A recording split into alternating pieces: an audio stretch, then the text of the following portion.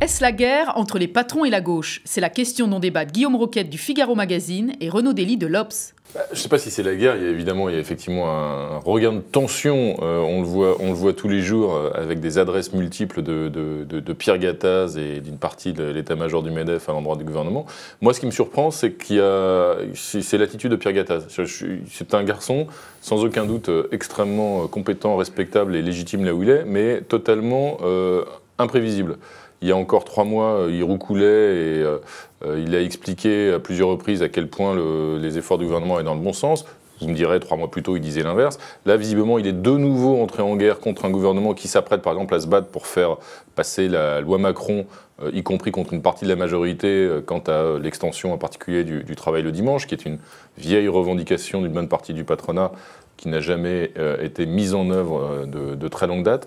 Donc je crois qu'il y a en tout cas un souci, effectivement, concernant Pierre Gattaz, qui, fort heureusement, n'est pas représentatif de l'ensemble du patronat et de l'ensemble des chefs d'entreprise qui, dans ce pays, je n'en doute pas, se retrouvent pas tous dans les foucades de Pierre Gattaz. Alors, si le problème des entreprises françaises, c'était simplement le président du MEDEF, ce serait la bonne nouvelle de la semaine.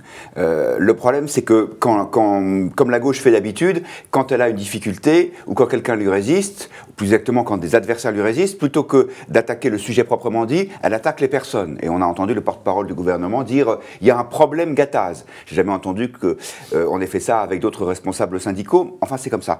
Qu'est-ce que c'est le sujet? C'est simple. C'est qu'il y a une incompréhension profonde entre, d'un côté, le gouvernement qui dit nous allons redonner 40 milliards aux entreprises, donc en échange, vous allez nous remercier, vous allez créer des emplois, vous allez vous mettre dans une espèce de collaboration formidable, et des chefs d'entreprise qui, eux, défilent dans la rue en disant « ça n'est pas possible, ça ne peut pas continuer ». Alors, qu'est-ce qui se passe? C'est simple. Les patrons, ils savent compter. C'est même la base de leur métier. Donc, on leur promet 40 milliards, mais d'abord, c'est sur 3 ans, et c'est virtuel. Alors que depuis 2010, je dis bien 2010, donc ce n'est pas uniquement l'affaire des socialistes, ça avait commencé sous François Fillon et Nicolas Sarkozy, les impôts, la fiscalité, les prélèvements sur les entreprises ont augmenté du même montant. Donc ils disent juste, nous on est comme ça. Alors, vous nous redonnez un peu d'oxygène, c'est très bien, mais cette espèce d'échange de prisonniers, comme on se croirait sous la guerre froide, en disant, je vous donne de l'argent que si vous recrutez, ça ne marche pas. Mais Guillaume, ce que vous appelez cet échange de prisonniers, digne effectivement de Checkpoint Charlie, c'est pas le gouvernement qui est à l'origine. On retombe sur Pierre Gattaz. C'est lui qui a porté la boutonnière, ce fameux pins nous créerons 1 million d'emplois, nous les patrons, si on nous aide, etc. C'est lui qui a instauré cette logique de contrepartie, d'échange et de promesses évidemment intenables. Je ne pense pas que les patrons, les chefs d'entreprise puissent demain créer d'un coup de baguette magique 1 million d'emplois. Visiblement, c'est Pierre Gattaz, une fois de plus, qui semblait le croire. Que les patrons soient aux prises aujourd'hui avec que les entreprises soient aux prises, d'ailleurs, ce n'est pas une question de patron, que les entreprises soient aux prises aujourd'hui avec des difficultés, des problèmes de marge, une fiscalité trop importante, et vous avez reconnu à juste titre, et je vous en félicite, qu'effectivement, ce n'est pas une question d'étiquette politique, que cet effort fiscal qui leur a été demandé, il était lié à la crise, en fait, et à la nécessité de lutter aussi contre les déficits.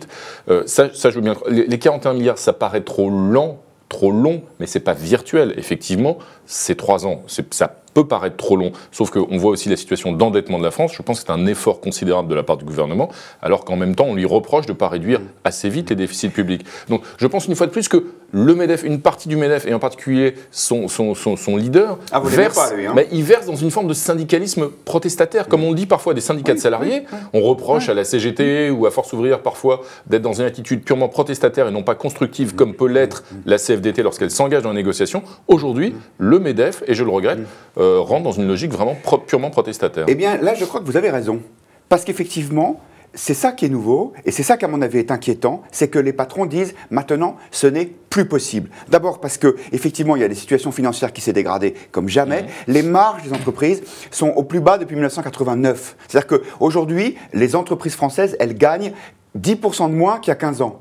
Quel salarié accepterait de gagner aujourd'hui 10% de moins que ce qu'il gagnait il y a 15 ans? Et puis, il y a une attitude du gouvernement qui est totalement contradictoire. D'un côté, effectivement, il y a cette promesse de baisse des charges qui n'est qu'un retour, encore une fois, à une situation normale après une augmentation. Mais de l'autre côté, il y a de nouvelles contraintes quasiment tous les jours. Vous avez cette espèce de folie de loi Hamon où quand un patron veut vendre une entreprise, il est obligé, avant même d'avoir signé quoi que ce soit, de prévenir ses salariés, ce qui évidemment va faire capoter la négociation. Il y a l'espèce d'usine à gaz, mais kafkaïenne, organisée par Madame Touraine, la ministre de la Santé, le compte pénibilité, où chaque entreprise va devoir avoir une fiche pour chaque salarié, où tous les jours il faudra dire voilà la température à laquelle il a travaillé, voilà le nombre de kilos qu'il a manipulé. Mais allez voir, allez sur les réseaux sociaux, allez voir dans les branches professionnelles. Et donc donc si vous voulez, il y a une contradiction entre ce Premier ministre, Manuel Valls, qui dit, et à mon avis de bonne foi, j'aime l'entreprise, et ces ministres qui n'ont qu'une envie, c'est de marquer leur nom dans l'histoire, et qui donc font des lois qui sont encore des nouvelles contraintes, encore des nouvelles normes, encore des nouvelles pesanteurs, et ça, les patrons n'en peuvent plus. Je pense qu'il faut être pragmatique et que les entreprises, c'est aussi les salariés, et qu'il faut aussi se soucier des salariés. En l'occurrence, c'est la logique du compte pénibilité qui me paraît